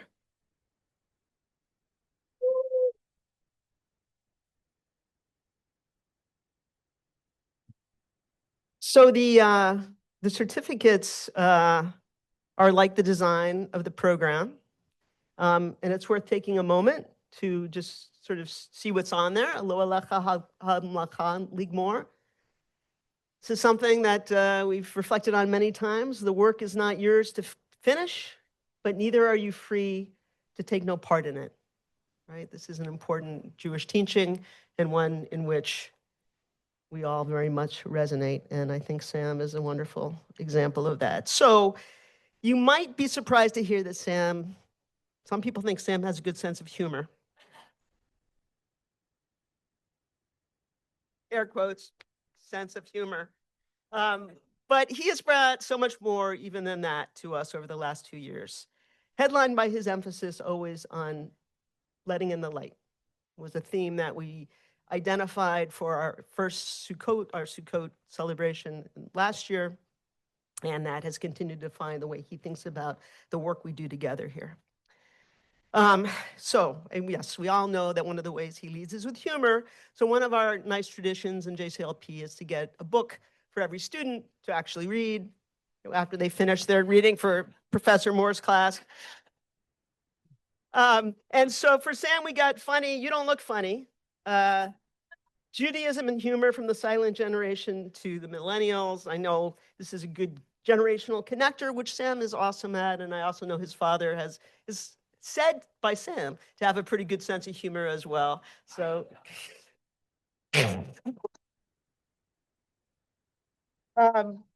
but I know, as we did today, we're going to continue to smile and take pride in the fact that Sam is taking his line in this tradition.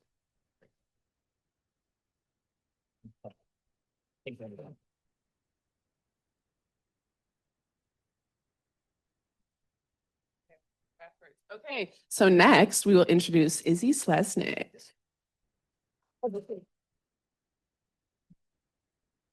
Izzy, hello.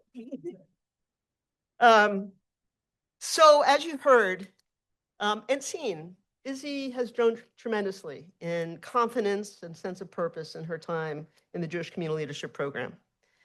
These days, she'll make a quiet suggestion in class, and then suddenly we're all bringing a friend to JCLP seminar day, which is a wonderful thing. But also, as you heard from Jacob, Izzy has a great desire and ability to work with those who are struggling, families in need at times of their greatest challenge. And because of her enormous compassion, she has often also shared her interest in supporting families and individuals who are approaching or experiencing loss, grief, and bereavement.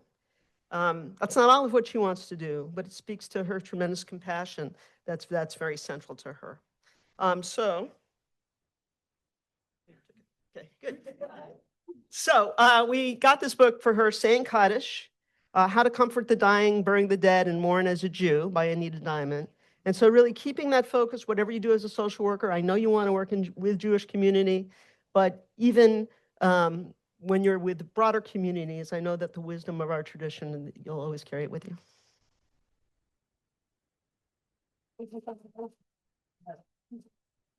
We have her.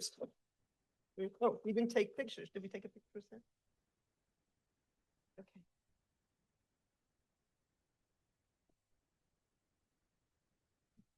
Now we're going to call up Rebecca Rich.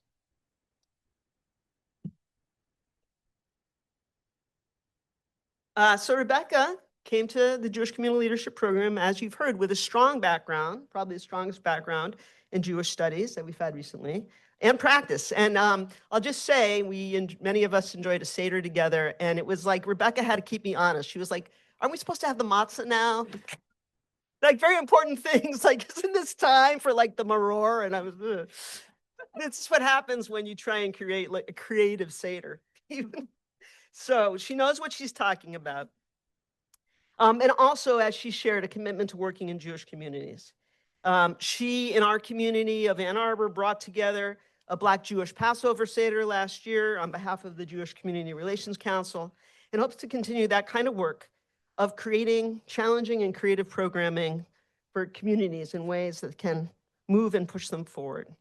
So, as you said, we want her to continue her work of digging deeply into Jewish community, thinking about the potential for who we can be, which might not always be who we are. So I think Elliot was supposed to come here. He's not here. So some of these books, oh, he is. No, sorry, Elliot Ratzman. This Elliot, yay. But Elliot Ratzman, who has a tremendous library, so I talked to him about some of these books. So we chose this book, Safety Through Solidarity, A Radical Guide to Fighting Anti-Semitism. So also thinking about sort of Jewish experience in the context of our broader communities and being part of diverse communities that we can play a role in bringing together. So congratulations, Rebecca.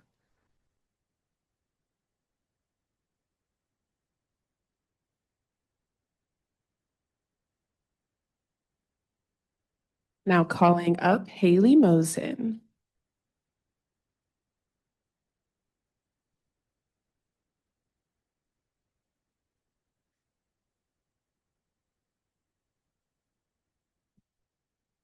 So you heard a little bit about Haley's steady presence, and the integrity and questioning that she's brought to our seminar sessions and the insights that she's brought to it, her commitment to an inclusive Jewish community and to Jewish camping. But Haley, as she mentioned, has brought our attention to food in a different way than we sometimes think about it. I mean, we love food. We're happy to have like a really nice brunch here. But also to recognize, as we often do in Jewish communities in many ways, it's not always, it doesn't always bring us together. Sometimes it can be divisive and sometimes it can be excluding, which is of course the opposite. This is sort of intent and impact, right? The opposite of what most people want it to be. But I want to talk about the way in which she challenged our awareness when it came to food and many other aspects of community. to realize, importantly, that what creates community for some may be ostracizing for others. Those who are unable to share in the thing that's making everybody else so happy. And I know we're going to all remember those lessons. So this was a book that was suggested by Elliot Ratzman, Feasting and Fasting, The History and Ethics of Jewish Food. And I think there's really a lot in here that really resonates with kinds of some of the things that you've been teaching us. So something to read while you're at camp. Yes.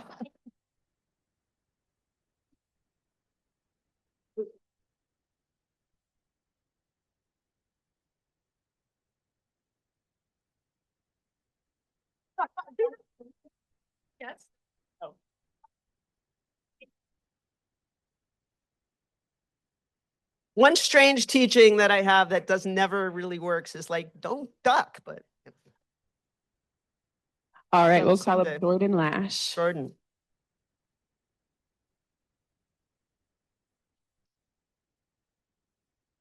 So throughout this year, Jordan has really kept us focused and brought us back to the question of the job or the lack of job Jewish communities are doing in engaging young people and young adults. Which is a super important question for the future and one that, we're sort of always looking for answers for. So I got sort of a appropriate and inappropriate book for Jordan. The Jews of Summer, Summer Camp in Jewish Culture in Post-War America. Very appropriate because it is told in our seminar that both her parents and her grandparents met at Camp Tamarack. So yay that. So obviously her family's history is part of the history of Jewish camping in America, but also like she wasn't the hugest fan of camp. And yet, of course, Jewish summer camp is important because it's like one of these really important ways that, as we've talked about in seminar, both for good and ill, right? Like some of the things that bring people together also make some people feel not quite a part of it. But it's one of the places in which Jewish community has focused most intently on what it means to try to engage and create a kind of American Judaism that will speak to our youth. And so I think there probably are a lot of lessons in this for the kinds of thinking that I know that you're going to continue to do with the lovely way that you are part of creating community and wanting to see it and being so committed to carrying it forward.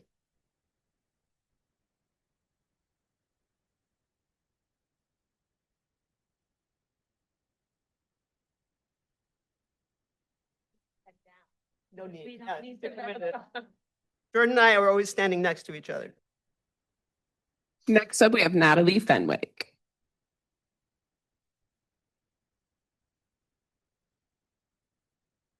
So as Natalie mentioned, she this year put together this really exciting program, took on this exciting project to learn about and to organize an opportunity for Michigan students to understand what religious traditions bring to understanding sexuality. So in the context of spirituality. She organized an ambitious program. She had a pastor, a priest, a rabbi, and a doctor, which is like a different, like walking into a bar story. But actually, what was beautiful about it was that they all showed up with a sort of humility and vulnerability to share how they want to help students understand how faith should support human flourishing and provide meaningful support in the face of sexual abuse. And I know that in the work that you want to do, you want to sort of carry forward what it means to create positive spaces and ways for people to understand this is such an important part of their lives. For Natalie, we got this book that was just published about a week ago that engages with the fascinating ways that changing societal ideas about feminism and sexual freedom intersected with the changing positions and influences of America's three established faiths in the time, like in the 1950s and 60s, on the science and acceptability of birth control. Which is really a fascinating story. And I think, sort of you're onto this thing that there's a way in which both these religions had an influence on public policy and also the way they're translating to the people who follow them. So this is God Bless the Pill, the surprising history of contraception and sexuality in American religion by Samira Mehta, who I think we've also met, some of us. And anyway, it seemed like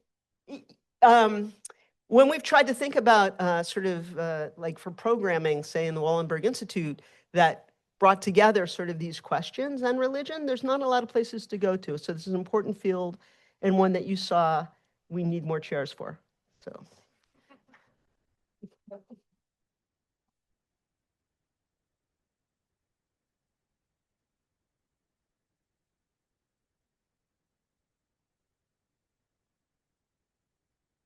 All right, Allison Economo.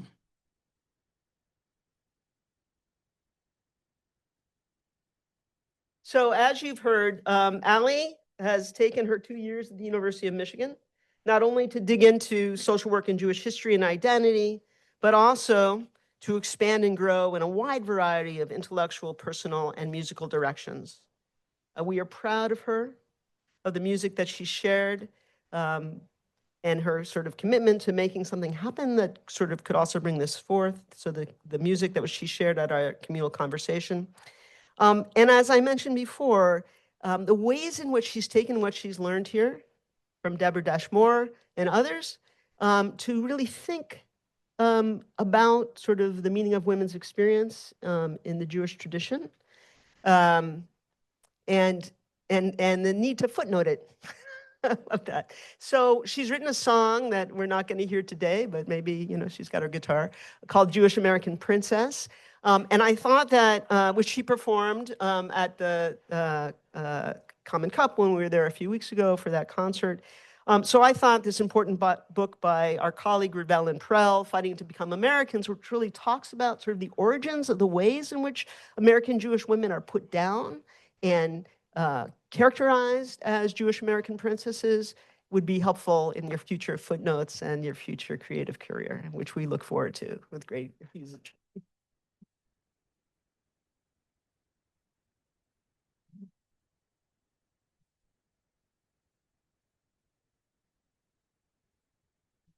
Read the subtitle, because it's not necessarily clear why I said that.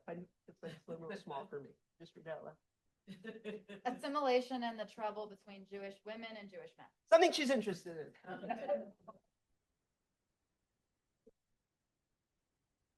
Okay, so we are gonna wrap up.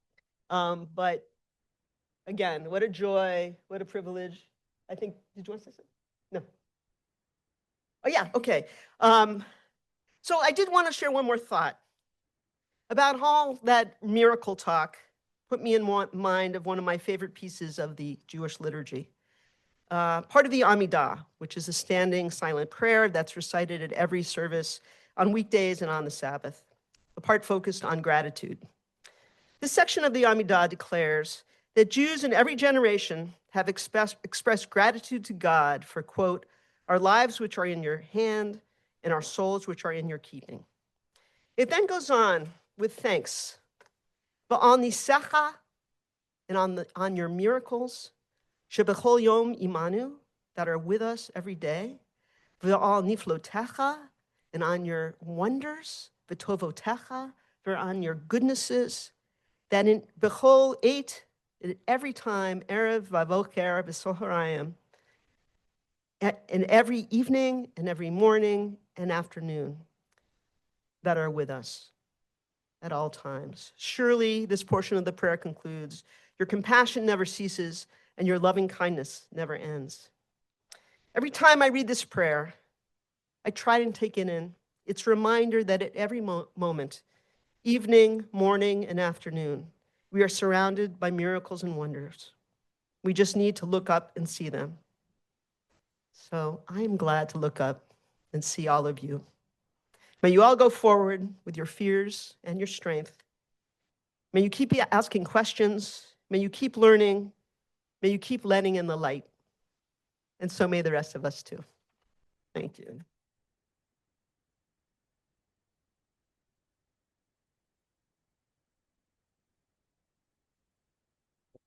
Wow. This has been the most meaningful 2 hours that I've been able to spend this week, and I hope that you all have felt that same significance and profound meaning.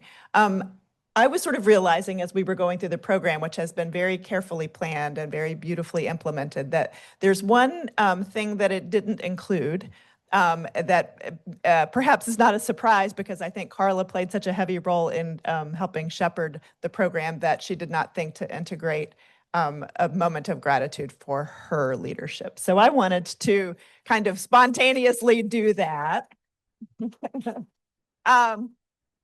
So let me just say a couple of things.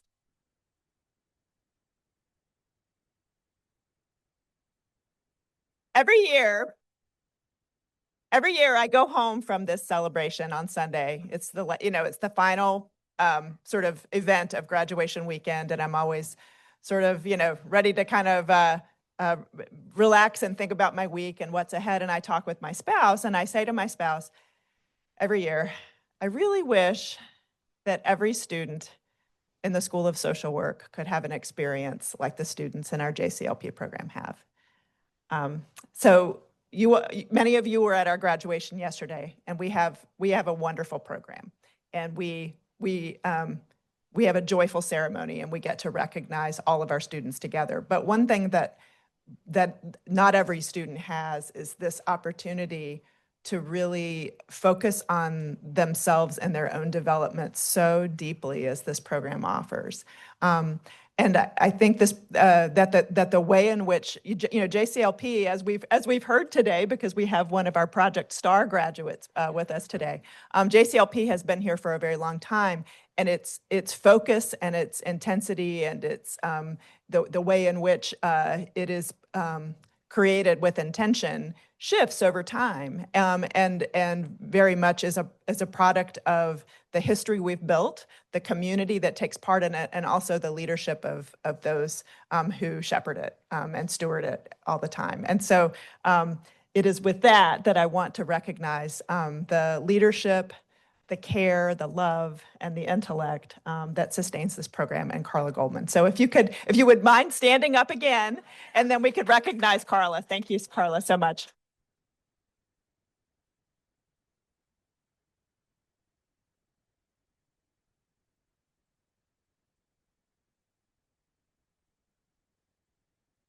What's that?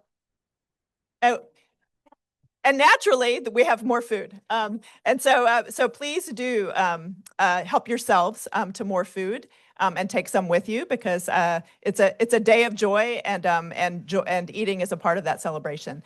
Thank you again, everybody. Congratulations to our 7 graduates, and go Blue.